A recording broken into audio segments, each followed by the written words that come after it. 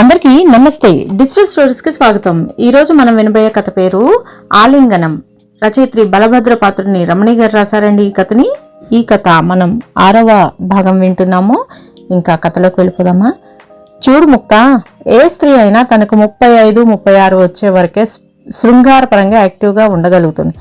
కానీ మగవాడు అలా కాదు. 50 ఏళ్ళు దాటాక కూడా ఉత్సాహంగా అన్నీ అనుభవించగలుగుతున్నాడు.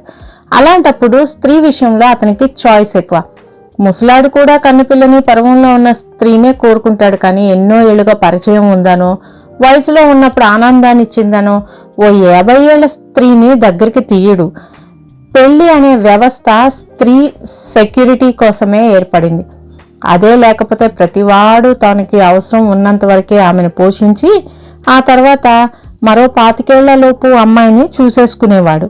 ప్రతి స్త్రీ తన వయసు అయిపోయాక ఎవడూ పట్టించుకోడు కాబట్టి తప్పనిసరిగా డబ్బు సంపాదించడానికి పనిచేయాల్సి వచ్చేది. అక్కడ ప్రకృతిపరమైన అసమానతే. అర్ధరాత్రి దాటాక ఆటోలు నడపలేరు, పోల్ మీదకి కరెంటు వైర్లు గుంజలేదు, ప్లాట్ఫామ్స్ మీద తలపై పెట్టుకుని మూటలు మొయ్యలేదు. ఆమెకి శారీరకంగా అంత బలం లేదు. సో బలహీనమైన ప్రాణిని బలమైన ప్రాణి చెరపట్టడం, భక్షించడం ఎక్కడైనా ఉన్నదే. కనీసం మానసికంగా తెలివిపరంగా మనం వాళ్ళని ఎదుర్కోవాలి. సింహము చిట్టెలిక కథలోలాగా మనకి కొన్ని వరాలు ఉంటాయి. అవి సహనం, ఆలోచన, తెగువ. ఇవి ఆయుధాలుగా మనం అతడి మీద ప్రయోగించాలి. బ్రతకాలంటే యుద్ధం చెయ్యాలి. ఫైట్ ఫైట్ ఫైట్ ఆవేశంగా అంది లిల్లీ. వివాహ వ్యవస్థ గురించి లిల్లీ చెప్పిన తీరుకి అబ్బురంగా చూస్తుండిపోయాను.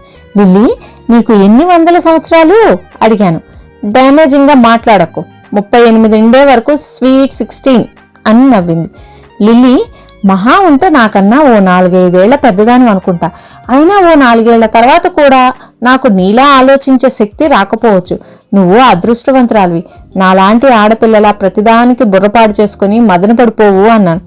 లిల్లీ చిన్నగా నవ్వి, నీకు నీ బాధల గురించి మదన, కానీ నాకు అందరి బాధల గురించి మదనే. ఇప్పుడు చెప్పు, ఎవరు అదృష్టవంతులో అంది. ఈసారి మరీ ఆశ్చర్యంగా చూసి నేనే అన్నాను. జ్ఞానం పెరుగుతున్న కొద్దీ మిగతా వాళ్ళ అజ్ఞానం చూస్తుంటే నరకంగా ఉంటుంది. చిన్న ప్రాబ్లంకే ఎందుకింత అప్సెట్ అవుతారు? ఆలోచిస్తే సొల్యూషన్ దొరుకుతుంది కానీ బాధేస్తుంది అంది. నేను లిల్లీ దగ్గరికి వెళ్ళి ఆమె భుజం మీద చేసి, నీ పర్సనల్ విషయాలు నేను ఎప్పుడూ అడగలేదు, కానీ ఇప్పుడు నా ఏడు ఆడపిల్ల ఆయన జీవితంలో పండిపోయినట్లు మాట్లాడుతుందంటే నీ బ్యాక్ డ్రాప్ గురించి ఆసక్తిగా ఉంది. నీకు అభ్యంతరం లేకపోతే చెప్పు. నువ్వు అడగలేదు కాబట్టే నేను చెప్పలేదు. మనిషి దొరకగానే వాళ్ళు అడిగినా అడగకపోయినా మన గతం, వర్తమానం, భవిష్యత్తు వాళ్ళ ముందు పరచడం నాకు నచ్చదు. నా గురించి నీకు కొంత తెలుసు. మా నాన్నగారికి వ్యాపారాలు ఉన్నాయని, మా అమ్మని నన్ను తమ్ముడిని చాలా బాగా చూసుకుంటారని, మా ఇంట్లో నాకు ఎలాంటి కట్టబడులు లేవని నీకు తెలుసు. కానీ అదంతా ఒకే వైపే. ఇంకోవైపు చాలా చీకటిగా ఉంటుంది. అందులోకి తొంగి చూడాలంటే ధైర్యం చూపే దీపం కావాలి. మా అమ్మని మా నాన్న పెళ్లి చేసుకోలేదు. నేను అద్రిపాటుతో చూశాను. ఆయనకి మా అమ్మ పరిచయం అయ్యే నాటికే భార్య పిల్లలు ఉన్నారు. అమ్మ ఆయన దగ్గర ఉద్యోగానికి చేరింది. ఆమె అందం ఆయన్ని ఆకర్షించింది. ఆవిడకి ఆయన చూపించే కన్సర్న్ నచ్చి ఉంటుంది. ఇద్దరూ ఒకటయ్యారు. ఆమెకు ఒక ఇల్లు చూసి పెట్టారు. వేరే మాటల్లో ఉంచుకున్నారు. ఆమెకి మాకు ఏ లోటు లేకుండా చూసేవారు. కానీ అప్పుడప్పుడే ఊహ వస్తున్న మాకు రోజు రాత్రులు నాన్న మాతో ఎందుకు ఉండడో, ఆయన రాని రోజు అమ్మలో అభద్రతాభావం ఎందుకో అర్థమయ్యేది కాదు. ముంబైలో ఫ్లాట్స్లో ఉండేవాళ్ళం. ఎవరూ పట్టించుకునేవారు కాదు. కానీ ఒకరోజు తమ్ముడికి ఒళ్ళు మండేలా 103 జ్వరం. ఎంతకీ తగ్గడం లేదు. రాత్రంతా అమ్మ మేల్కొని ఏడుస్తూనే ఉంది. అర్ధరాత్రి పిచ్చి పిచ్చిగా కలవరించడం మొదలుపెట్టాడు. అమ్మ నన్ను లేపింది. ఏం చేయాలో తెలియని పరిస్థితి. ఎదురింటి వాళ్ల కాలింగ్ బెల్ ఎంత నొక్కినా తీయలేదు. అమ్మ నన్ను కౌగిలించుకొని, తమ్ముడు మనకి దక్కడు, ఇలా చూస్తూ కూర్చోవలసిందేనా? నువ్వు మగపిల్లాడువైనా అయ్యావు కాదు, అయి ఉంటే మీ నాన్న దగ్గరికి పంపేదాన్ని అని ఏడ్చింది. ఆ మాటలకి నాకు బాధేసింది. వెళ్ళి ఎదురింటి వాళ్ల తలుపులు గట్టిగా బాది వాళ్ళు లేచాక పరిస్థితి చెప్పి ఫోన్ చెయ్యాలి అన్నాను. ఆ నిమిషంలో ఎదురింటి ఆవిడ నా వైపు ఎంత నిరసనగా చూసిందో ఇన్నేళ్లైనా నేను మర్చిపోలేను. ఎవరికి చేస్తావు అంది. మా నాన్నకి అన్నాను. ఆయన ఏమైనా మీ అమ్మని కట్టుకున్న మొగుడా పరిగెత్తుకురావడానికి అంది.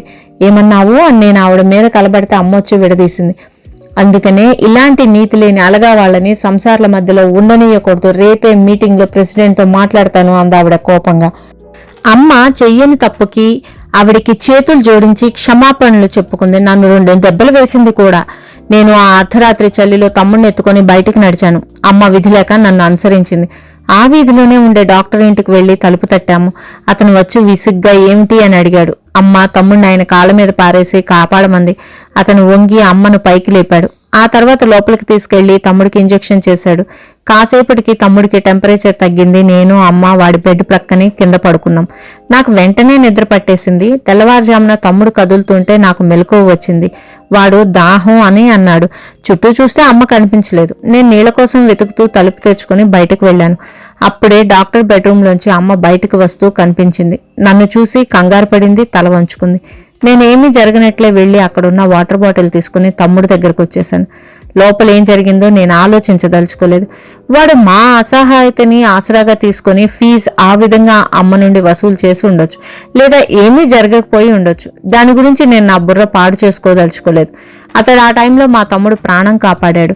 ఎన్నో రాత్రులు మా అమ్మ నమ్మినవాడు, ఆమెతో రాత్రులు గడిపాడు.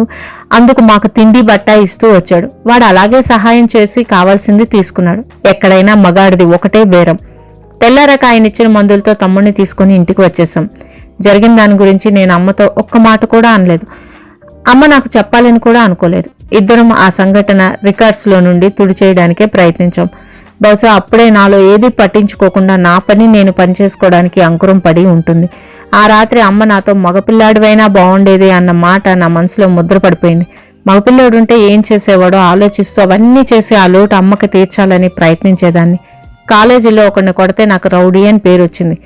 అప్పటి నుండి ఆ పేరు నిలుపుకోవడానికి నానా తంటాలు పడ్డాను. కొన్నిసార్లు కావాలని కరుకుగా మొండిగా ప్రవర్తించేదాన్ని. నాన్న ఒకరోజు ఆడపిల్లలా ప్రవర్తించి ఏమిటా వేషాలు అన్నాడు. నీలా ఇంకో మగాడెవడు నన్ను మోసం చేయకుండా ముందుగానే జాగ్రత్త పడుతున్నాను అన్నాను. అమ్మ నన్ను చెంపదెబ్బ కొట్టింది. ఎందుకు కొట్టావు? నువ్వు చేసిన తప్పుకి నేను తమ్ముడు శిక్ష అనుభవిస్తున్నావు. తాళి కట్టించుకోకుండా ఆయన నమ్మి ఎవరు రమ్మన్నారు? చూడు లోకం మనల్ని ఎలా చూస్తుందో అని అరిచాను. నేనేం తక్కువ చేశాను నీకు అన్నాడు నాన్న. మొన్న నీ ఇంట్లో సత్యనారాయణ వ్రతం చేసి నీ భార్యతో పీటల మీద కూర్చొని ఫంక్షన్ చేసావు. అలా మా అమ్మతో చేస్తావా? మమ్మల్ని ధైర్యంగా నీ ఇంటికి తీసుకెళ్లగలవా? నీ కొడుకుల్ని కారులో స్కూల్ నుండి ఇంటికి తీసుకెళ్తూ దారిలో తమ్ముడు కనిపిస్తే కారే ఆపి ఎక్కించుకొని బుగ్గల మీద ముద్దులు పెట్టుకోగలవా అన్నాను. లిల్లీ, నీకేమైనా పిచ్చా? పెద్ద చిన్న లేకుండా ఏమిటా మాటలు అని అమ్మ అడ్డుపడిపోయింది. నువ్వు ఉండు, ఇంకో 5-6 ఏళ్లు పోయాక అమ్మకు వయసు అయిపోతే కూడా నువ్వు ఆవిడ్ని ఇప్పట్లా పోషిస్తావని గ్యారంటీ ఏమిటి? ఏమీ లేదు. అంతా గాల్లో దీపం లాంటి వ్యవహారం అన్నాను. నాన్న కోపంగా అరుస్తాడనుకున్నా, కానీ నా వైపు విస్మయంగా చూస్తూ ఆలోచనలో పడ్డాడు. అమ్మ భవిష్యత్తు తలుచుకునే ఏమో మరి వెక్కి వెక్కి ఏడ్చింది. చాలాసేపటి తర్వాత నాన్న అమ్మతో, మీరిక్కడ ఉండొద్దు, ఉరవకొండలో నా ఇల్లు ఒకటి ఉంది, అది నీ పేరున రిజిస్టర్ చేయించుతాను. ఒక వాటా అద్దెకు కూడా ఇవ్వచ్చు. నేను వస్తూ పోతూ ఉంటాను. నెల నేను ఇచ్చేది ఇవ్వనని కాదు, మీకు నమ్మకం కోసం ఈ ఏర్పాటు. నేను నీకు పిల్లలకు అన్యాయం చెయ్యను సావిత్రి. నువ్వు నా కోసం ఏం త్యాగం చేశావో నాకు తెలుసు అన్నాడు. అమ్మ కృతజ్ఞతగా చూసింది. ఆయన నా తల నిమిరి, నాకు 2 కూతుళ్ళు. అక్కడ ఒక కూతురు రేపటి గురించి ఆలోచనే లేకుండా ఫ్యాషన్లు, డిస్కోలు అంటూ ఒళ్ళు మరిచి ఖర్చు చేస్తూ బాధ్యతారహితంగా ఎంజాయ్ చేస్తుంది. ఇక్కడ ఒక కూతురు భవిష్యత్తు గురించి అభద్రతాభావంతో కనిపించిన ప్రతి పుడక పెట్టి తన చుట్టూ పంజరం నిర్మించుకుంటుంది. నువ్వు నా కూతురువి కాకుండా ఇంకెవరి కూతురువో అయితే నీ తెగువకి తెలివికి మెచ్చుకుని ఉండేవాణ్ణి. ఇప్పుడు మాత్రం నీ దృష్టిలో నా విలువ తెలిసి సిగ్గుపడుతున్నాను అన్నాడు. ఆయనలో ఉన్న ఆ సిన్సియారిటీ నాకు అబ్బింది. అలా మీ ఊరు చేరాం. అమ్మ కూడా ఖాళీగా లేకుండా అక్కడ చిన్న రెడీమేడ్ బట్టల షాప్ పెట్టింది. నాన్నది ఎలాగో బట్టల వ్యాపారమే. తమ్ముడు ఇంజనీరింగ్, నన్ను MBA చేయడానికి నాన్న చాలా సహాయం చేశాడు. ఇప్పుడు అనిపిస్తుంది నేను ప్రతి నిమిషం ఆయన పట్ల కృతజ్ఞత చూపిస్తూ ఆయన్ని బాగానే శిక్షించానని. ఎందుకంటే నాకు వీసా వచ్చిన రోజు అందరికన్నా ఎక్కువ ఆయనే సంతోషించాడు. పెద్ద కేక్ తెచ్చి నా చేత కట్ చేయించి సెలబ్రేట్ చేశాడు. ఆ తర్వాత అందరం బయట డిన్నర్కి వెళ్ళాం. చెన్నైలో ఆయన మిత్రుడొకడు కనబడ్డాడు. ఇద్దరూ మాట్లాడుకుంటున్న సందర్భంలో ఆయన తన కూతురు MS చేయడానికి అమెరికా వెళ్తుందని గర్వంగా చెప్పాడు.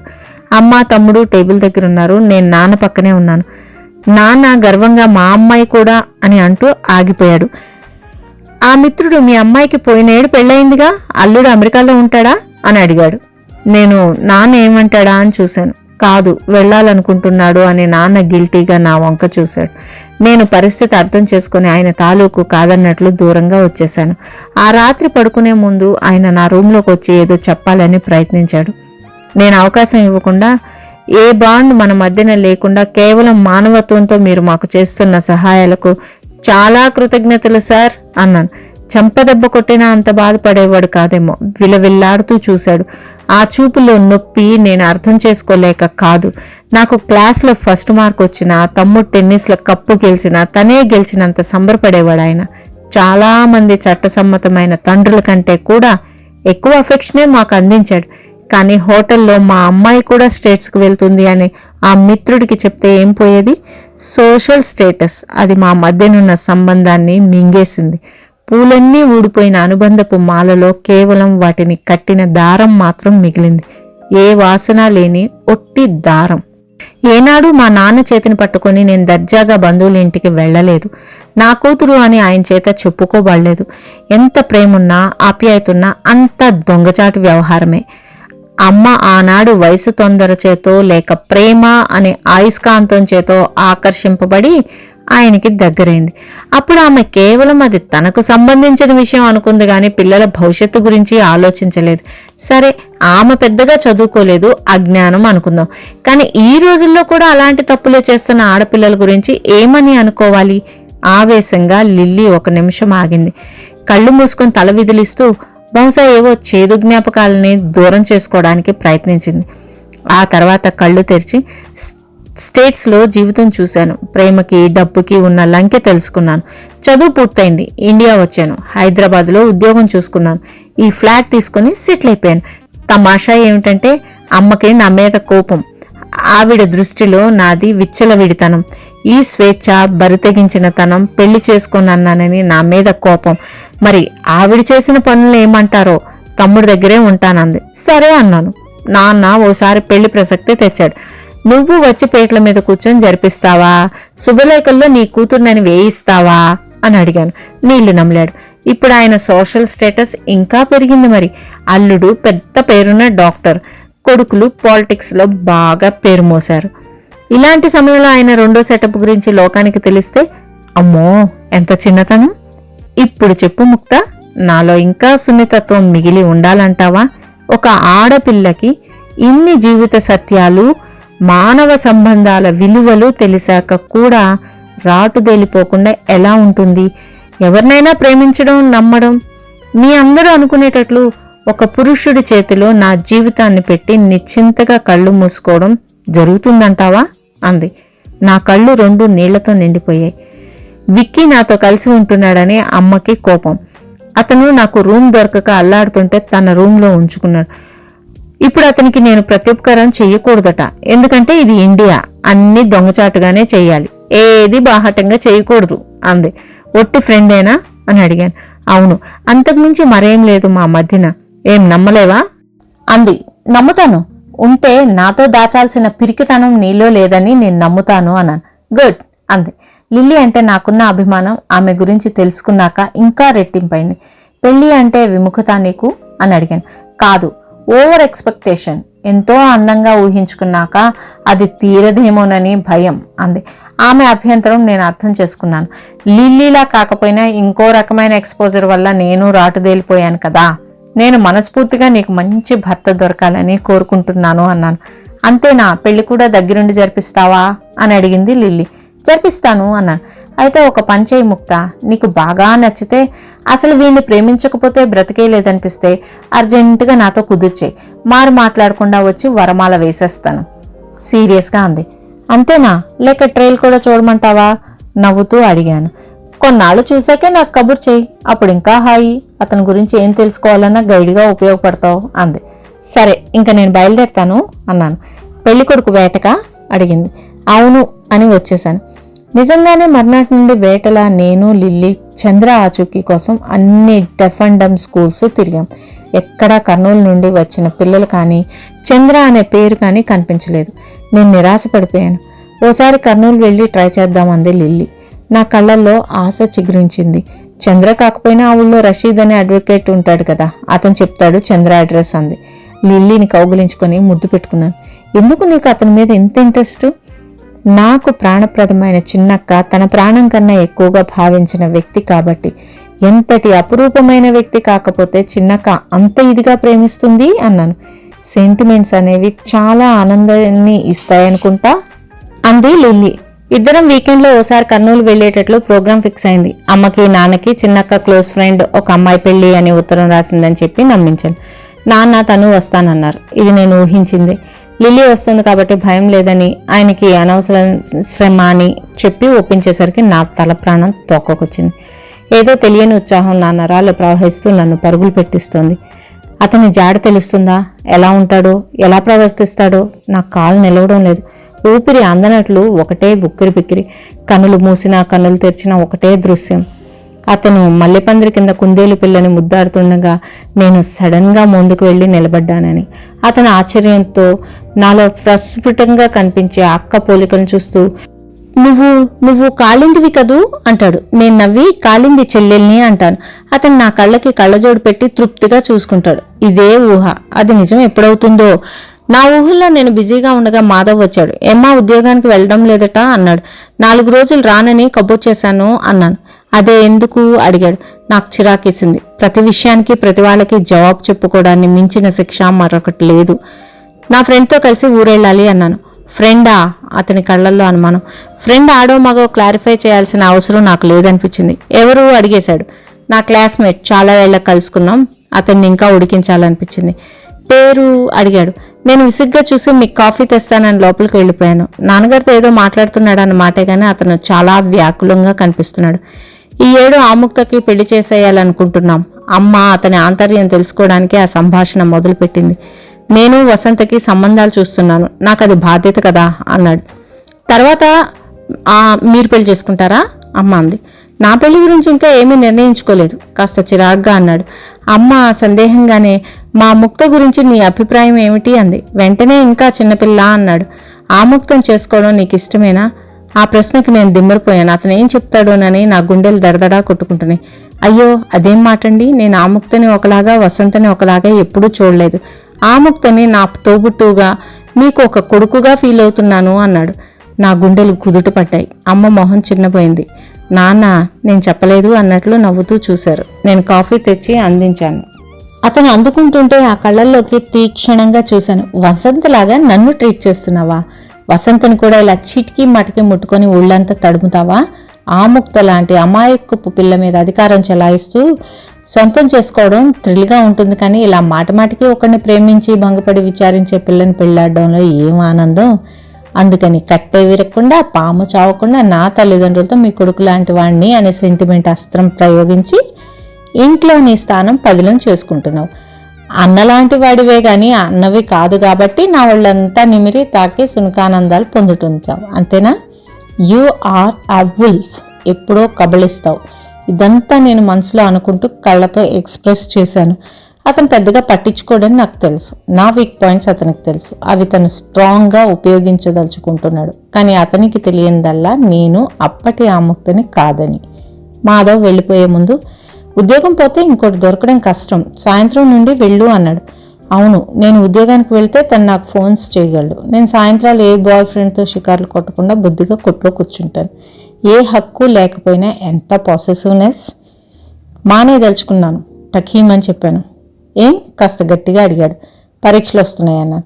మరి డబ్బు అడిగాడు. ఇంటి దగ్గర ట్యూషన్స్ చెప్పుకుంటాను అన్నాను. ఏమీ అనలేక నీ ఇష్టం అని వెళ్ళిపోయాడు. అతను లోపల ఉడికిపోతుంటే నాకు చాలా సంతోషంగా ఉంది. అంతటితో ఆపాలనిపించలేదు. కాలేజీకి వెళ్తూ వసంతకి ఫోన్ చేసి సాయంత్రం రమ్మని చెప్పాను. ఆమె నాతో పాటు లిల్లీ దగ్గరికి తీసుకెళ్లాలనిపించింది. వసంతని మాధవ్ ఎంత కట్టడిలో పెడతాడో నాకు తెలుసు. ఇంటర్ తప్పితే మళ్ళీ చదివించాలని ప్రయత్నం కూడా చేయలేదు. ఆమెకి ఎవరూ స్నేహితులు కూడా లేరు. ఆడపిల్ల అలాగే పెరగాలని, తన వృద్ధిలోంచి ఆమె భర్త అధీనంలోకి వెళ్లాలని నమ్ముతాడు. వసంత కూడా అదే నమ్మితే పర్వాలేదు. కానీ ఆమెకంటూ వేరే అభిప్రాయాలు కోరికలుంటే మాత్రం అణిచిపెట్టడం అన్యాయం. బావిలో కప్పలాంటి వసంతని కాస్త పైకి తీయాలనిపించింది. వసంతతో కాసేపు మాట్లాడాక నా అంచనాలు అభిప్రాయాలు తప్పని తెలిసింది. ఆమెకి నాకన్నా ఎక్కువే ప్రపంచం తెలుసు. నెయిల్స్ దగ్గర నుండి తలలో క్లిప్స్ వరకు ఎలా మెయింటైన్ చేయాలో, లేటెస్ట్ ఫ్యాషన్స్ ఏమిటో కంటతా పట్టినట్లు చెప్పేయగలదు. ఆంజనేయులు అనే కుర్రాడికి మనసు కూడా ఇచ్చేసి 2 సంవత్సరాలు అవుతుందట. మనసు వచ్చేసాక అతని పేరు తెలిసి నచ్చక మార్చేసిందట. అతన్ని కాదు, పేరు ఆంజనేయ కుమార్ అని పెట్టిందంట. మరి మీ అన్నయ్యతో నీ ప్రేమ విషయం చెప్పావా అని అడిగాను. లేదు, ఆంజనేయ కుమార్కి ఇంకా ఉద్యోగం దొరకలేదు, దొరకగానే చెప్తాను అంది. నాకు ఆ నిమిషంలో మాధవ్ మీద ఉన్న కోపం అంతా పోయి పుట్టిడు జాలి అనిపించింది. తను ఎంతో అమాయకురాలు అని అనుకుంటున్న తన చెల్లెలు, తన నోట్లో వేలు పెడితే కొరకలేదు అనుకుంటున్న చెల్లెలు ఇలా తన పెళ్లి తనే సెటిల్ చేసుకుని అది అతని దగ్గరే దాచిపెట్టి అవసరం తీరగానే అనౌన్స్ చేస్తుందని తెలిస్తే ఎలా తట్టుకుంటాడో అనిపించింది. నాకు అమ్మ నాన్న కళ్ళల్లో మిగిలారు. వాళ్ళకి తెలియకుండా కాలేజీలో బయట ఎన్నో ప్రేమలు వెలగబెట్టాను. ఎంత అమాయకంగా నన్ను నమ్ముతారు. అంతే. అలా వాళ్ళని మోసం చేసిన నాకు ఇంకో మగాడు నన్ను మోసం చేశాడని, నిజాలని నా దగ్గర దాచిపెట్టి తన పబ్బం గడుపుకో చూశాడని ఏడ్చే హక్కు ఎక్కడుంది? నేను మాత్రం మోసగతిని కానా? కళ్ళల్లో కనుపాపల్ని నమ్మినట్లు తల్లిదండ్రులు పిల్లల్ని నమ్ముతారు. వాళ్ళని మోసం చేయగలిగితే రేపు ఇంకోళ్ళని మాత్రం మోసం చేయలేరా? నాలో అంతర్మదనం మొదలైంది. లిల్లీని వసంతని గమనించాక లిల్లీ కన్నా వసంత హాయిగా ఉందని తెలిసింది. తనకు తెలిసిన చిన్న ప్రపంచంలో వసంత చాలా హాయిగా ఉంది. ఆ అమ్మాయి చెప్పే కబుర్లో అన్నీ తన మంచితనం గురించి, ఇతరుల చెడు గురించే. పక్కింటి ఆవిడ వాళ్ళ ఆయనని నువ్వు ఏమోయ్ అంటుంది. నేను పెళ్ళయ్యాక చేస్తే అలా పిలవను, మీరు అనే అంటాను. ఎదురింటి ఆవిడెప్పుడు కిటికీలో నుండి మా అన్నయ్యనే కన్ను ఆర్పకుండా చూస్తుంది. ఆవిడ మొగుడేం బాగోళ్లే పాపం. ఇలా సాగుతాయి ఆమె మాటలు. అటువంటి అమ్మాయితో ఏం మాట్లాడాలో నాకు అర్థం కాలేదు. బయటికి వెళ్దామన్నావు అడిగింది. వసంతం తీసుకొని లిల్లీ దగ్గరికి వెళ్లే ధైర్యం నాలో లేదు. ఈవిడ లిల్లీ జీవిత విధానం గురించి బాగా ఊదినట్లుగా రేపటి నుంచి ఏం ప్రసారం చేస్తుందో ఏమో, అందుకని నాకు తీసుకెళ్లాలనిపించలే. తాను నమ్మిన బాటలో నిర్భయంగా నడిచే లిల్లీ లాంటి వాళ్ళని చూస్తే ఇతరులు గీసిన వృత్తంలో గింగిరాలు తిరుగుతున్న వసంత లాంటి వాళ్ళకి మంటగా ఉంటుంది. అందుకే నాకు తలనొప్పిగా ఉందని చెప్పి ఆ పూటకి ఆ ప్రోగ్రాం తప్పించేశాను. వసంత కాసేపు కూర్చొని వెళ్ళిపోయింది. సాయంత్రం నేను వెళ్ళగానే సారీ ముక్తా, నీకు డిసప్పాయింటింగ్ న్యూస్ ఒకటి చెప్పనా అంది. నేను భయంగా ఏమిటి అన్నాను. శనివారం కర్నూలు వెళ్ళాం. నా ప్రాణానికి ముంబై నుండి ఎవడో బోస్ అనే సేల్స్ ఎగ్జిక్యూటివ్ దిగబడుతున్నాడు. అతను తీసుకొని మా ప్లాంట్కి వెళ్ళాలట. మళ్ళీ సోమవారం తిరిగి వస్తాను. లంచ్ టైంలో తెలిసింది నాకు. నీ కళ్ళల్లో ఆశాభంగం చూడాల్సి రావడం నా దురదృష్టం అంది. నేను ఊపిరి పీల్చుకుని పోస్ట్పోన్ అయింది ట్రిప్, క్యాన్సిల్ అవ్వలేదుగా, పర్వాలేదు అన్నాను. That's like a good girl. ఈ ఖుషీలో వెళ్ళి కాఫీ కలుపు అంది చనువుగా. నేను కిచెన్లోకి వెళ్ళి కాఫీ కలుపుతూ అపురూపమైనవి అంత తేలిక ఎందుకు లభ్యమవుతాయి?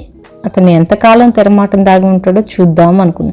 కాఫీ కప్పులతో తెర తోసుకుని వస్తూ ఉంటే అవతలి వైపు నుండి హడావుడిగా వస్తున్న విక్కీ నన్ను డాష్ కొట్టాడు. కాఫీ తొణికి చీర మీద పడింది. సారీ అంటూ నీళ్లు తెచ్చి నా పైట మీద తుడిచాడు. ఆ చర్యకి నేను విస్తుపోయి చూస్తుండిపోయాను. అతని ముఖం చాలా మామూలుగా ఉంది. ఐఎమ్ రియల్లీ సారీ, చూడలేదు అన్నాడు విక్కీ. ఏమైంది అంటూ లిల్లీ అక్కడికి వచ్చింది. కాఫీ తీసుకొస్తుంటే ఆయన చూసుకోకుండా వచ్చి డాష్ ఇచ్చారు అన్నాను. ఇట్స్ ఓకే, ముందు కాఫీ ఇటీ అని లిల్లీ కాఫీ కప్పు అందుకుంది. నేను విక్కీకి కూడా ఓ కప్పు అందించాను. ఎందుకో అతను అలా నన్ను టచ్ చేయడం ఇబ్బంది అనిపించింది. తలెత్తి అతని వైపు చూడలేదు. ఏదోలా ఏముంటున్నావు అడిగింది లిల్లీ. అతను ఎక్కడ పడితే అక్కడ అలా టచ్ చేస్తాడేంటి? కాఫీ తొలిగిందనేసి అతనే తుడిచేశాడు.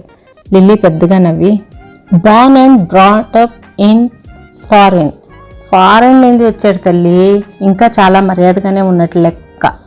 ముక్తా, అక్కడ కల్చర్ అలవాటైన వాళ్ళకి ఈ ముట్టుకోవడాలు పట్టుకోవడాలు పెద్ద విషయాలేమీ కాదు. మనసులో ఏ భావం లేకుండా చాలా క్యాజువల్గా ముద్దు కూడా పెట్టేసుకుంటారు. అదే ఇక్కడ మనసంతా కామం నింపుకొని అమ్మ చెల్లి అని పిలుస్తారు అంది. ఆమె చెప్పింది విన్నాక కొంచెం సర్దుకున్నాను. ఈ బోస్ ఎవరో సమయానికి వస్తున్నాడు, అతనికి చూపించడానికి రిపోర్ట్స్ అవి రెడీ చేయాలి అని ల్యాప్టాప్ తెరిచి వర్క్లోకి దిగింది. నేను వెళ్ళొస్తాను లిల్లీ అంటూ లేచాను.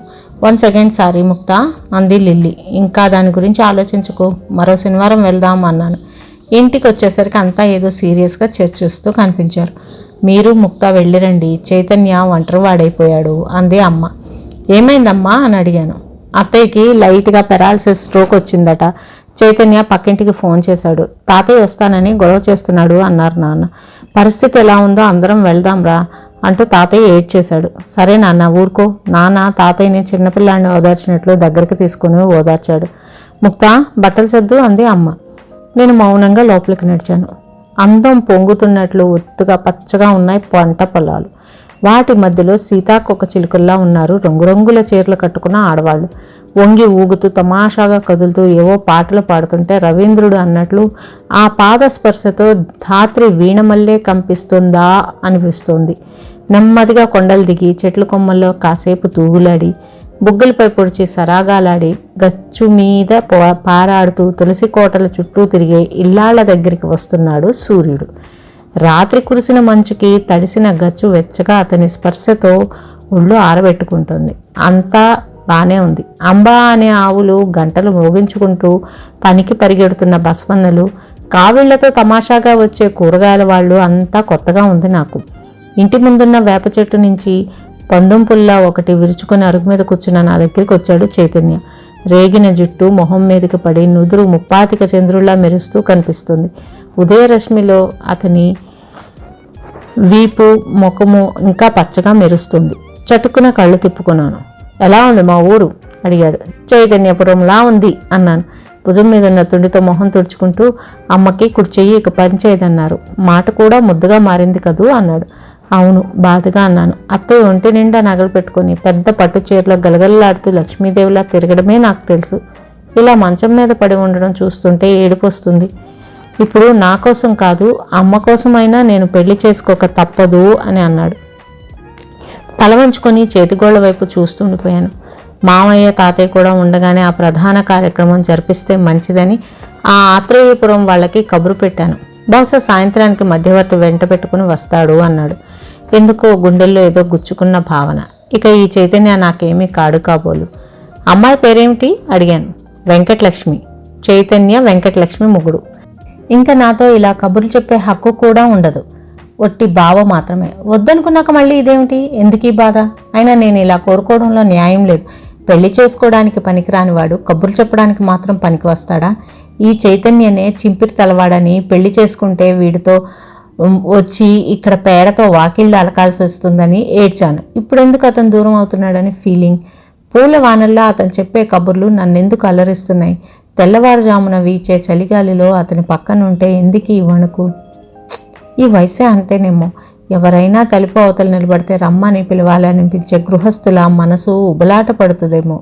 అతనితో మాట్లాడుతుంటే అతనికి తెలిసిన సంగతులు వింటూ ఉంటే నా చదువు యూనివర్సిటీ పరీక్షలకు తప్ప పనికిరాదని తెలిసింది.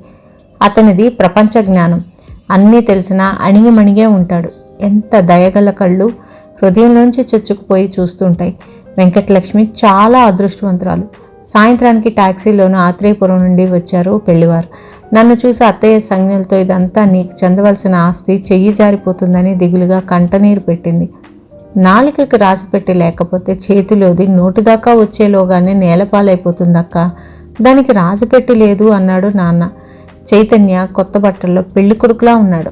పురోహితుడు తంతు క్లుప్తంగా జరిపించాడు.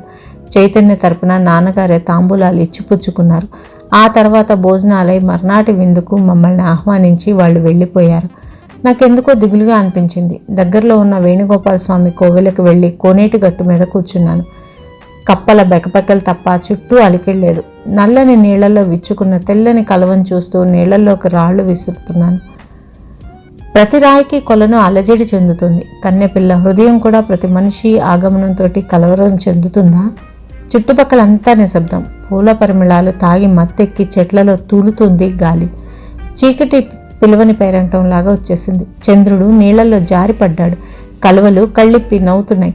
ఆముక్తా ఆముక్తా. దూరంగా చైతన్య గొంతు. ఓయ్ అని బదులివ్వాలనిపించలేదు. అలాగే కదలకుండా కూర్చున్నాను. అతను వెతుక్కుంటూ నా దగ్గరికి వచ్చాడు. చేతిలో టార్చ్ లైట్. నా మొహంలో ఎంత వెతికినా వెళ్తుర్లేదు. ఇక్కడున్నావా? అందరం ఎంత కంగారు పడ్డామో తెలుసా? కోపంగా అడిగాడు. చైతన్య వెంకటలక్ష్మిని మనస్ఫూర్తిగా ప్రేమించగలవా? అతన్నే చూస్తూ అడిగాను. అతను నవ్వి, ఇప్పుడు ఆ సంగతి ఎందుకు గాని పద ఇంటికి రా అన్నాడు. ఒకప్పుడు నన్ను ప్రేమించానన్నావుగా అన్నాను. మరి పెళ్లికి ఇంత సంతోషంగా ఎలా ఒప్పుకున్నావు అడిగాను. అన్నీ మన కోసమే చెయ్యము తల వంచుకొని నా పక్కన కూర్చుంటూ అన్నాడు. ఇప్పుడు నేను పెళ్లి చేసుకోవడానికి నేను ఒప్పుకుంటే చేసుకుంటావా? ఒక్కొక్క అక్షరమే ఊపిరి బిగబెట్టి అడిగాను. ముక్తా? అతని కళ్ళల్లో ఆశ్చర్యం. చెప్పు రెట్టించాను. చైతన్య నా వైపు జాలిగా చూశాడు. మర్నాడు వెంకటలక్ష్మి ఇంటికి విందుకు వెళ్ళాం. ఆమె పసుపు పచ్చ పట్టు చీరలో బంతి పువ్వులా కూర్చుంది. చిన్న చిన్న కళ్ళు, నవ్వితే మొహమంతా పరుచుకునే నవ్వే, సొట్ట బుగ్గలు. రాత్రి చైతన్య అన్న మాటలు గుర్తొచ్చాయి. ఇప్పుడు నువ్వు నన్ను చేసుకుంటానన్నా నేను ఒప్పుకోనులే ముక్తా. ఒప్పుకుంటే అది స్వార్థం అవుతుంది. నాకు అమ్మ జీవితాన్ని ఇచ్చింది. అనాథ బ్రతుక్కి వెలుగునిచ్చింది. అటువంటి అమ్మకి సేవ చేయడం నీలాంటి చదువుకున్న బస్తీ పిల్ల చెయ్యలేదు. అమ్మ ఈ పల్లె వదలలేదు. నువ్వు సరదాకి 4 నాళ్లే కానీ పూర్తిగా ఈ పల్లె పట్టున ఉండలేవు. చల్లకవ్వం తిప్పుతూ జీతకాళ్ళకి చెద్దన్నం పెడుతూ ఊరగాయల ముక్కలు ఆరబోస్తూ నిన్ను ఊహించుకోలేను. నువ్వంటే బోల్డ్ ప్రేమ అని అన్నాడు. నేను వెంకటలక్ష్మి పచ్చని చేతుకున్న ఎర్రటి మట్టి గాజుల్ని చూస్తున్నా. ఈ చేతులతో మజ్జిగ చిలుకుతూ కూరలు తరుగుతూ చైతన్య ముఖాన్ని సవరిస్తూ ఊహలు ఎక్కడికో వెళ్తున్నాయి. అక్కడితో ఆపేశాను. అక్క నీ పేరేమిటి అడిగింది ఆముక్త. నువ్వు బాగా చదువుకున్నావంట కదా. డిగ్రీ దాకా చదవడం పట్టణాల్లో మామూలే. నువ్వు చాలా బాగున్నావు నవ్వుతూ అంది. అంత కల్మషం లేకుండా నేను అనగలనా? ప్రేమ, స్నేహం, ఈర్ష్య, దుఃఖం అన్నీ కలగలిపిన సామాన్యమైన ఆడపిల్లని నేను. చైతన్య చాలా మంచివాడు. నువ్వు చాలా అదృష్టవంతురాలివి అన్నాను. నాకు తెలుసు అంది. ఎలా తెలుసు? కానీ కట్నం లేకుండా నన్ను చేసుకుంటున్నారు కదా. బుగ్గల్లో గులాబీలు పూయిస్తూ నువ్వు సిగ్గుగా అంది. నాకు ఆ విషయం తెలీదు అన్నాను. ఆయన దేవుడు భక్తిగా అంది. చైతన్య అదృష్టవంతుడు. నాలాంటి ఆడపిల్లని చేసుకుంటే ఎప్పుడో అప్పుడు నువ్వు చదువుకోలేదు, నాకంటే తక్కువ అన్న భావం చూపించేస్తుంది. ఎదిగని మనస్తత్వాలు మావి. ఇటు అమాయకత్వం అటు పరిపక్వం రెండూ లేని స్థితి ఎంతో దారుణం. అత్తయ్య ఎడమ చేత్తోనే వెంకటలక్ష్మి తల నిమిరింది. పెద్ద గొలుసు, పట్టు చీర, జాకెట్టు, బట్ట అమ్మ చేత బొట్టు పెట్టించి ఇప్పించింది. అమ్మ నా వైపు అదో రకంగా చూస్తూనే ఇవన్నీ చేసింది. అమ్మ నగలు, ఆస్తి ఇవే చూస్తుంది. అంతకన్నా విలువైన వ్యక్తినే నేను పోగొట్టుకున్నాను. వెంకటలక్ష్మి ముందు హార్మోని పెట్టి పాడు పాడు అని వాళ్ళ పిన్ని అత్తయ్య బలవంతం చేశారు. పాత సినిమాలో లాగా తాటాకు చాపు మీద హార్మోని పెట్టుకొని ఆమె కూర్చోవడం చూసి నాకు నవ్వొచ్చింది. చైతన్య వైపు చూశాను. నవ్వుతూ వినోదంగా చూస్తున్నాడు. అతని కళ్ళల్లో చిరాకు మచ్చుకైనా లేదు. వెంకటలక్ష్మి పాడుతుంది. నీ ఎదుట నేను, నా ఎదుట నీవు, మా ఎదుట నీవు, మా ఎదుట ఓ మామ ఎక్కడున్నావు. మధురంగా ఉన్న ఆ స్వరానికి నేను విస్మయం చెందుతూ వింటున్నాను. అత్తయ్య తాతయ్య కళ్ళల్లో ఆనందం. మగసిరిగల ఎడదని చూసి తలవాల్చగా అది చాలన్నాను. నేను చైతన్య వంక చూశాను. అతని కళ్ళల్లో పెదవుల్లో అదే చిరునవ్వు. పాట అయిపోగానే అందరూ చప్పట్లు కొట్టారు.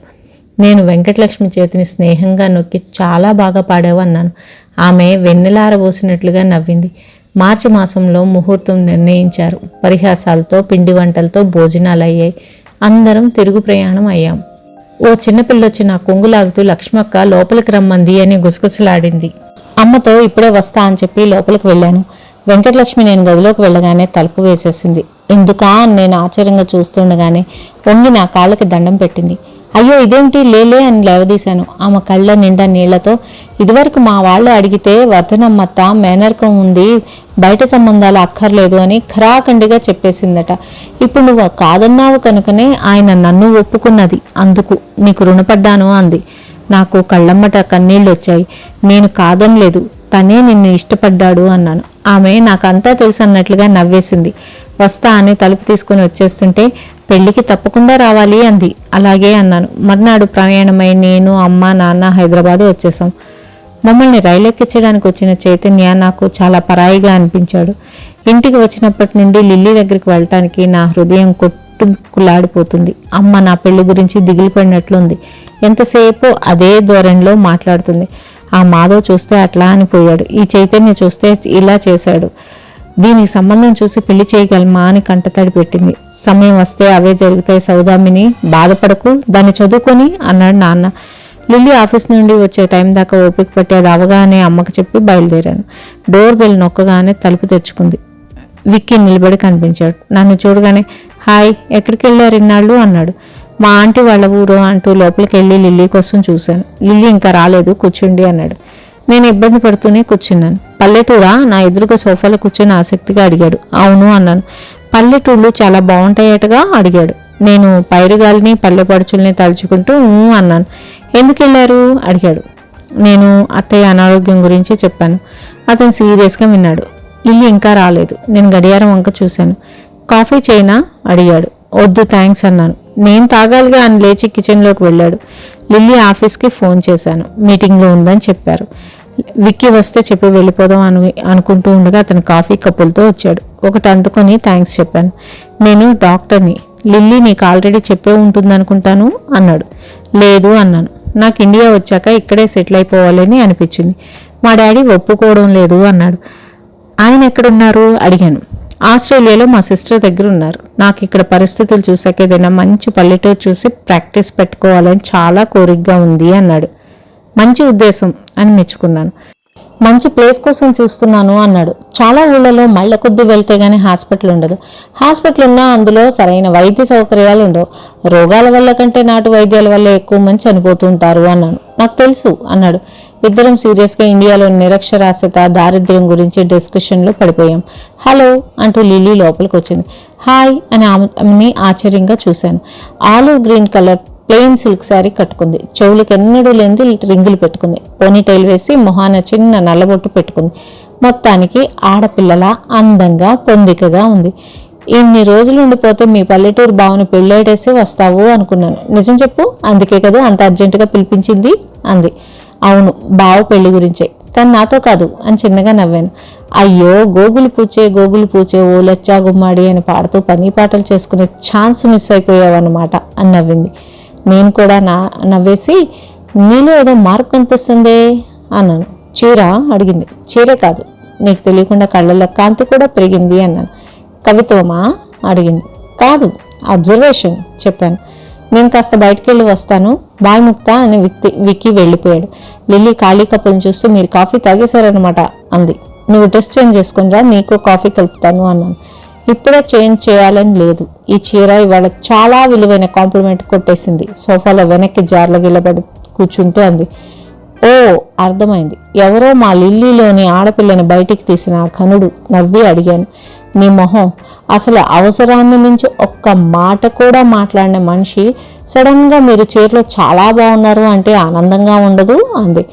ఎవరబ్బా ఆ మనిషి కుతూహలంగా అడిగాను. లిల్లీ పెదవుల మీదకి మళ్ళీ నవ్వు వచ్చింది. బోస్ అని స్పెసిమెన్. వారం రోజులుగా అతనితో బ్రాంచ్ ఆఫీసులన్నీ తిరుగుతున్నాను. మొదటి రోజే ఒక స్పాట్కి వెళ్ళాం. రంగురంగుల పూలు, ఎత్తు నుండి పడుతున్న జలపాతాలు, వర్ణించలేనంత బాగుంది. గబగబా కెమెరా బయటికి తీసి ఒక స్నాప్ తీసుకుంటాను అన్నాడు. నేను తల ఊపి అక్కడున్న రైలింగ్ని పట్టుకొని నిలబడ్డాను. ఎంతకీ తీయడు. స్మైల్ చేస్తూ నిలబడి విసుగొచ్చి త్వరగా తీయండి, టైం అయిపోతుంది, బయలుదేరాలి అన్నాను. అతను వెంటనే మీరు అడ్డు తప్పుకుంటే తీయాలనే ఉంది అన్నాడు. ఆ నిమిషంలో ఎంత ఒళ్ళు మండిపోయిందో తెలుసా. లిల్లీ చెప్తుంటే నేను పెద్దగా నవ్వాను. కార్లో మ్యూజిక్ పెడుతూ ఏ పాట ఇష్టం అని అడిగితే నాకు మన నేషనల్ సాంగ్ చాలా ఇష్టమైన పాట అని చెప్పాడు. అదేదో జోక్ అనుకున్నాను, కానీ ఆ మొహంలో సీరియస్నెస్ చూశాక అది నిజమని తెలిసింది. ఏ పువ్వు ఇష్టం అని అడిగితే అరటి పువ్వు అని చెప్పుంటాడు అన్నాను. ఏం అడగడానికి అసలు ఎక్కువ మాట్లాడతాయి కదా. బ్రాంచ్ మేనేజర్ని లెక్కలు సరిగ్గా లేవని సస్పెండ్ చేశాడు. అకౌంట్ డిపార్ట్మెంట్స్ని గడగడలాడించాడు. అందరి మీద హెడ్ ఆఫీస్కి 2 పేజీల నోట్ రాశాడు. వాళ్ళు అరేంజ్ చేసిన డిన్నర్లో నాన్ వెజ్ ఉందని బయటికి పోయి బడ్డీ కొట్లో ఒక రొట్టు ముక్క కొనుక్కొని తిన్నాడు. ఇంట్రెస్టింగ్ క్యారెక్టర్ లిల్లీ దగ్గరికి జరుగుతూ అన్నాను. ఏం మాట్లాడితే కరుస్తాడో అని భయపడి చచ్చాను. ఒకరోజు సాయంత్రం ఎండీ ఫోన్ చేస్తే రూమ్లో లేడు. అతనికి మెసేజ్ ఇవ్వడానికి ఆ ట్రావెలర్స్ బంక్లా మొత్తం వెతికాను, కనపడలేదు. బయటకు వచ్చి చూస్తే దూరంగా చింత చెట్ల కింద కనిపించాడు. దారంతా గోతులు ముళ్ళు పడుతూ లేస్తూ వెళ్ళి పిలిచాను, వినిపించుకోలేదు. అతని చుట్టూ చాలా మంది పిల్లలున్నారు. వాళ్ళ ఒంటి మీద చొక్కాలు కూడా లేవు. వాళ్ళతో కలిసి గోటీలు ఆడుతున్నాడు. సార్ అని క్లాప్ కొట్టి పిలిచాను. హే అని ఎగిరాడు. గోటీలు గెలిచినట్లున్నాడు. అది సంతోషం. నేను అతడి మనస్తత్వాన్ని అంచనా వేస్తూ చేతులు కట్టుకొని చూస్తూ అక్కడే నిలబడిపోయాను. షర్ట్ స్లీవ్స్ ముడిచి ప్యాంట్ ఒకవైపు మోకాళ్ళ వరకు మడతపెట్టి ఎవడో పిల్లోడు చీట్ చేశాడని నేను ఒప్పుకొని అని దెబ్బలాడుతున్నాడు. నాకు నవ్వొచ్చింది. ముందు రోజేమో లయన్లా ఆఫీస్లో జనాన్ని గడగడలాడించిన వ్యక్తి ఇతనేనా అని చూస్తూ నిలబడ్డాను. ఇంతలో అతని వంతు వచ్చింది. మొహం మీదకి జిట్టు పడుతున్నా పట్టించుకోకుండా 2 చేతులతో 2 గోటీలని లూటిస్తూ ఎదురుగా ఉన్న లక్ష్యం వైపు గురి చూసుకుంటున్నాడు. ఆ మొహంలో ఏకాగ్రత చూస్తుంటే విశ్వనాథ్ ఆనంద్, లియాండర్ ఫేస్లు గుర్తొచ్చారు. అతని కోసం branch manager drink party arrange చేస్తే అతనికి ఎందుకు నచ్చలేదో అర్థమైంది. ఓ మహారచయిత చెప్పినట్లు మనం ఎలా ఉండదాన్ని ఇష్టపడతామో అలా నిస్సంకోచంగా ఎవరి దగ్గర అయితే ఉండగలమో వాళ్ళే మనకి స్నేహితులు అంది. నేను కుతూహలాన్ని అణుచుకోలేక ఇంతకీ అతను నిన్ను అక్కడ చూసి ఎలా ఫీల్ అయ్యాడో చెప్పనే లేదు. లిల్లీ అది తలుచుకొని మళ్ళీ నవ్వసాగింది. నన్ను చూసి రండి మీరు ఆడతారా అని చాలా మామూలుగా అడిగాడు. నేను మర్యాదగా ఆడడానికి కాదు, మీకు ఎండీ గారు ఫోన్ చేశారు, కబుర్ చేద్దామంటే బాయ్ కనిపించలేదు, నేనే వచ్చాను అన్నాను. సరే తర్వాత ఆయనకి ఫోన్ చేస్తాలేండి అని ఆటలో మునిగిపోయాడు. ఈ బాయ్ ఏమైపోయాడు అని విసుక్కున్నాను. బజార్కి పంపించాను వీళ్ళకి బట్టలు స్వీట్స్ తీసుకురమ్మని.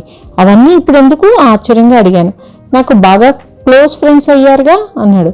అతనికి కాస్త స్క్రూ లూజ్ అనుకుని వెనుతిరగబోతుంటే ఆడండి మీరు ఆడండి అని, ఏం ఆడిపించుకుందామా అని పిల్లల్ని అడిగాడు.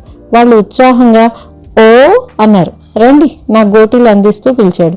నేను 1 నిమిషం ఆలోచించాను. కానీ ఎందుకో చిన్నప్పటి రోజు గుర్తొచ్చి ఆడాలని అనిపించింది. వాన్లో తడవటం, పిడత కింద పప్పు కొనుక్కొని తింటూ నడవడం, ఐస్ ఫ్రూట్ తింటూ చేతుల కింద నుండి కావస్తున్నది నాకడం, ఇవన్నీ పెద్దవాళ్ళం అయ్యాం కాబట్టి చేస్తే బాగుండదని మానేస్తాం. కానీ ఒక్కొక్కసారి చేయాలనిపిస్తుంది కదా. అందుకే నేను వాళ్ళతో చేరి గోటీలాడాను.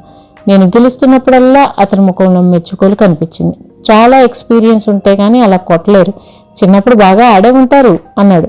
నేను హుషారుగా రెచ్చిపోయాను.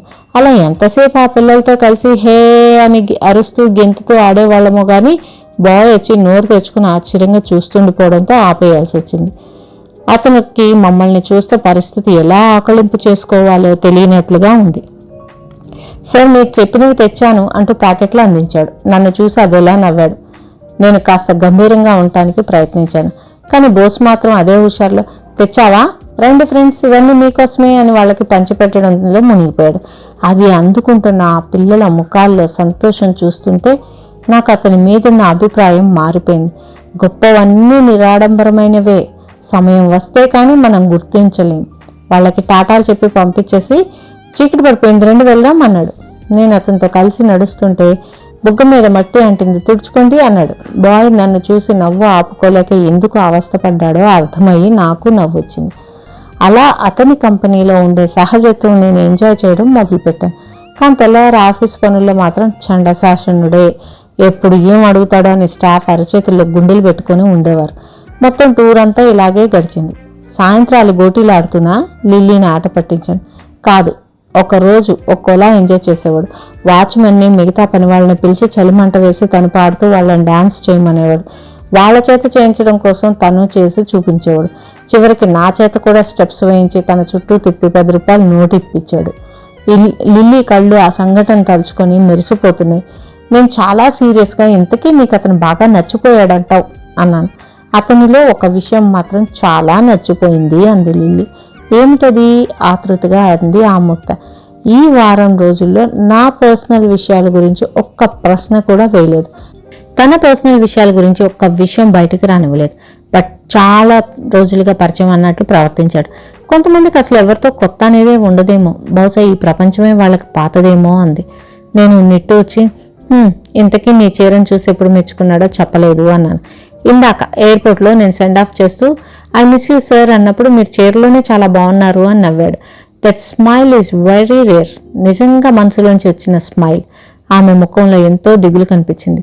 లిల్లీకి అతను ఎంతో నచ్చాడో ఆ దిగులే చెప్తుంది. నీకు అంతగా నచ్చిన వ్యక్తిని చూడలేకపోయాను. ఎక్కడికి వెళ్ళాడు అడిగాను. ప్రస్తుతం బాంబే, ఆ తర్వాత 3 నెలల్లో కెనడాలో ఉంటాడు, కంపెనీ పంపిస్తుంది అంది. ఇంతకీ లయన్, టైగర్, ఉల్ఫ్, జకాల్ ఈ 4 జాతుల్లోకి రాడా అడిగాను.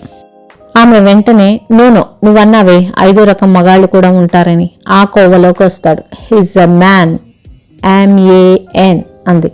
లిల్లీ అంతగా నచ్చాక అతనితో ఆ సంగతి చెప్పకుండా ఎందుకు పంపించావు, మళ్ళీ ఎప్పుడు కలుస్తాడో ఏమో ఆత్రంగా అడిగాను. కావాలంటే ఈ నిమిషంలో మాట్లాడవచ్చు అని సెల్ ఫోన్ చూపించింది. కానీ ఏం చెప్పమంటావు, ఓ వారం రోజుల్లో నేను నిన్ను గాఢంగా ప్రేమించాననా? అసలు ఆ ఊహ ఎంత సిల్లీగా ఉందో. పైగా అతను ఓ వృత్తం గీసుకొని కావలసినప్పుడే తనే అందులోంచి బయటకు వస్తున్నాడు. కానీ ఇతరులను అందులోకి రానివ్వడం లేదు. ఖాళీ సమయాల్లో తప్ప మిగతా సమయాల్లో చాలా రిజర్వ్డ్గా ఉంటున్నాడు. బహుశా ఆ విలక్షణమైన ప్రవర్తనే ఆకర్షణ కూర్చుందనుకుంటా అంది. ఏది ఏమైనా అన్ని విషయాలు తెలిసే ఒక సామాన్యమైన ఆడపిల్లల లిల్లీ కూడా సంకోచించడం, సందేహించడం నాకు ఆశ్చర్యం అనిపిస్తుంది అన్నాను. లిల్లీ లేచి వెళ్తూ నేను సామాన్యమైన ఆడపిల్లనే అని అతన్ని చూశాక తెలిసింది అంది. ఒక పురుషుడు ముందు స్త్రీ మిగతా విషయాలన్నీ వదిలేసి తన స్త్రీత్వాన్ని మాత్రమే ప్రొజెక్ట్ చేయాలనుకుంది అంటే ఆమె తప్పకుండా అతనితో ఎంతో గాఢమైన ప్రేమలో పడినట్లే లెక్క. పరీక్షలు అవగానే చిత్ర పెళ్లి నిత్యమైంది. ఈ మధ్య ఎవరి పెళ్లి గురించైనా అమ్మ ముందు మాట్లాడాలంటే భయంగా ఉంది. వెంటనే నా పెళ్లి గురించి బాధపడడం మొదలు పెడుతుంది. మొన్న ఆ మధ్య పక్కింటి ఆవిడతో అంటే మేనర్కం ఉందన్నారుగా, ఎందుకు తప్పిపోయింది అంటూ ఆరాలు తీసిందట. అదో బాధ. నాన్న తనకి తెలిసిన వాళ్ళందరికీ నాకు సంబంధం చూడమని చెప్తున్నారు. పెద్దక్క వచ్చి తన పెద్దక్క గారి కూతురి తోడకోడలి తమ్ముడు ఉన్నాడని కూడా చెప్పింది. అమ్మ వివరాలు కనుక్కోమని తెగపోరింది. మన ముక్త ఫోటో ఇస్తే వెళ్లి మాట్లాడతాను అంది. సరే దాన్ని తీసుకెళ్లి ఫోటో తీయించవే అని వేడుకుంది అమ్మ. ఈ విషయంలో నా నిమిత్తం ఏం లేనట్లు వాళ్ళిద్దరే మాట్లాడుకుంటున్నారు. వయసులో ఉన్న ప్రతి ఆడపిల్లకి కూర్చోబెట్టి నిలబెట్టి పెళ్లి సంబంధాల కోసం ఫోటోలు తీయిస్తారు. నాకు ఆ సమస్య రాదనుకున్నాను. కానీ దైవ లిఖితాన్ని ఎవరు తర్పించగలరు? పదముక్త ఫోటో తీస్తాను అంది పెద్దక్క. నాకు ఒంట్లో బాగాలేదు, ఓపిగ్గా ఉన్నప్పుడు తీయించుకుంటాలే. అంతగా అయితే బస్ పాస్ మీద ఉన్న తీసుకెళ్లి చూపించు అన్నాను. ఆ జిడ్డు మొహం పూటానా? ఎంచక్క తయారై పట్టుచీర కట్టుకుని జెండెందా పూలు పెట్టుకొని తీయించుకుందు గాని అంది. నేను నవ్వి, ఆ మొగుడు జీవితాంతం ఈ జిడ్డు మొహాన్నే చూడాలి మరి. ప్రతిపూట పట్టుచీరతో జడ నిండా పూలతో చూడడుగా అన్నాను. నీ వితండవాదం నాకు నచ్చదు. మేము పెద్దవాళ్ళం ఏం చెప్తే అది విన్నాం బాబు అంది. అక్క, ఇప్పుడు మాత్రం కాదు, నువ్వు వెళ్ళు, నేను తీయించుకుంటాలే అన్నాను. ముక్త పిన్ని పెళ్ళెప్పుడు అని పిల్లలు కూడా సరదా పడుతున్నారు. పెద్దదానికి కంచుపట్టు పరికిణి కావాలట, పేచి పెడుతుందమ్మా అంది. ఆలు లేదు, చూలు లేదు, అప్పుడే పిల్లల్ని పెద్దల్లుండే ఫర్మాయిషులు మొదలు. నేను ఇంట్లో ఉండడానికి విసుగుపుట్టు పుస్తకాలు తీసుకుని త్వరగా కాలేజీకి వెళ్ళిపోయాను.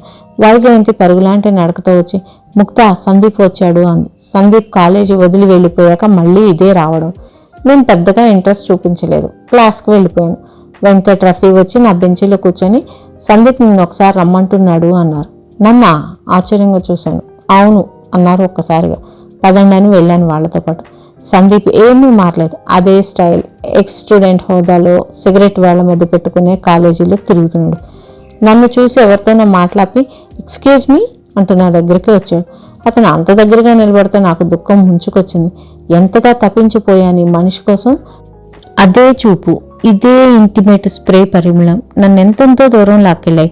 అముక్త, హౌ ఆర్ యూ నవ్వుతూ అడిగాడు. ఆడపిల్లల జీవితాలు అతనికి నవ్వులాట్లే. ఎందుకు పిలిచావు? ముఖం చెట్లించి అడిగాను. Amukta, you are two sentimental. మన ఫ్రెండ్షిప్ అలా బ్లంట్గా కట్ చేయడం నాకేం మాత్రం నచ్చలేదు అన్నాడు సందీప్. నా వ్యక్తిత్వం గట్టిది, అందుకే నీ సంగతి తెలిసాక కూడా ప్రలోభంలో పడి సులభంలో నీ చుట్టూ తిరగలేదు అనుకున్నాను. Friendship is smoothing of the path when the going becomes rough, the Joy of companionship at all times అన్నాడు. నీ అభిప్రాయాలు నీవి, కానీ ఎదుటివారి అభిప్రాయం కూడా కలిసినప్పుడే నువ్వు ఆశించేలాంటి స్నేహాలు కంటిన్యూ అవుతాయి కఠినంగా అన్నాను. Maybe I'm mistaken, sorry for hurting your feelings అన్నాడు సందీప్. అతని కంఠంలో సిన్సియారిటీ నాకు తెలిసింది. ఇంతకీ ఇప్పుడు ఎందుకు పిలిచావు అడిగాను. చేతిలోని కవర్లోంచి ఒక కార్డు బయటికి తీశాడు. వెడ్డింగ్ కార్డ్, 10th నా పెళ్లి, నువ్వు తప్పకుండా రావాలి బ్రతిమలాడుతున్నట్లుగా అన్నాడు. నిరాసక్తంగా అందుకొని విప్పి చూశాను. ఎవరో ఎక్స్ఎంపీ గారి అమ్మాయి, పేరు ప్రేమ, చివరికి నీ ప్రేమ నీకు దొరికిందన్నమాట అన్నాను. డాడీ మాట ఇచ్చారట. లాంగ్ బ్యాక్ అనుకున్నదే, నా చదువు కోసం ఆగారు అన్నాడు. లేకపోతే ఇప్పటికి 2 పిల్లలు ఉండేవారు అన్నాను. అతను పెద్దగా నవ్వి, మా ఫ్యామిలీస్లో early marriages are very common. ఆ చిత్ర, వైజయంతి వాళ్ళకు కూడా ఇచ్చాను, అందరూ తప్పకుండా రండి అన్నాడు. సరే అని రాబోయాను. హఠాత్తుగా అతను నా చెయ్యి పట్టుకుని, ముక్త, I can't forget your kisses. నువ్వు అందించిన వర్జిన్ కిసెస్ని ఎలా మర్చిపోతాను? నీ అంత ముగ్ధంగా అమాయకంగా ఉండే అందమైన ఆడపిల్లని ఇంకెక్కడా నేను చూడలేదు, నాకు తటస్థపడలేదు అని అన్నాడు. మొదటిసారి అతను నా చేతిని పట్టుకొని ముద్దు పెట్టినప్పుడు నేను పొందిన తన్మయత్వం గుర్తొచ్చి నా కంట్లో నీరు తిరిగింది. వర్జిన్ కిస్ అట, ఎంత గర్వం! సందీప్, ఎవరు చెప్పారు నీకు నేను వర్జిన్ అని? నువ్వు నన్ను ముట్టుకున్న మొదటి మగాడివి ఎంత మాత్రం కాదు. అలా నువ్వు అనుకుంటే నువ్వు ఫూల్ అయినన్నమాట అని గబగబా క్లాస్కి వచ్చేసాను. కళ్ళల్లోంచి నీళ్లు కారిపోతున్నాయి. అయినా గుండెకి ఎంతో హ్యాపీగా ఉంది.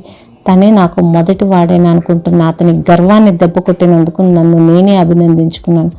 తను మాత్రం ఎక్స్పీరియన్స్ గెయిన్ చేయాలి, ఆడపిల్ల మాత్రం వర్జిన్ అయి ఉండాలి. ఎంత మేల్ ఈగోయిజం! వెడ్డింగ్ కార్డ్ చూస్తుంటే బాధ రెట్టింపు అవుతుంది.